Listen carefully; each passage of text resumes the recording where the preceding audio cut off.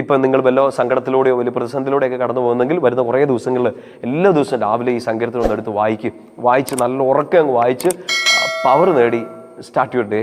നിങ്ങളുടെ പഠിത്തം, നിങ്ങളുടെ ജോലി, ശുശ്രൂഷ എല്ലാം ഇതൊന്ന് വായിച്ച് ആരംഭിക്കും. ഇത് കാണാപ്പാടം പഠിക്കണം കേട്ടോ. 121 സങ്കീർത്തനം നമുക്ക് ഒരുമിച്ച് വായിച്ച് പ്രാർത്ഥിക്കാം.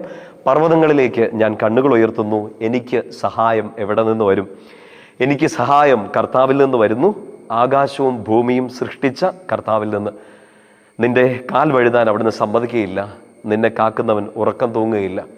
ഇസ്രായേലിൻ്റെ പരിപാലകൻ മയങ്ങുകയില്ല, ഉറങ്ങുകയുമില്ല.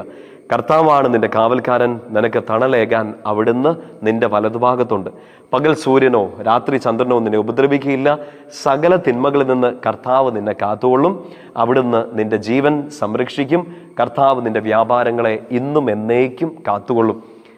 ഈ സങ്കീർത്തനം കാണാപ്പാടെ പഠിക്കണം കേട്ടോ. എന്നിട്ട് ഇത് മറ്റൊരു രീതിയിലൊന്ന് പ്രാർത്ഥിക്കണം. ഒരു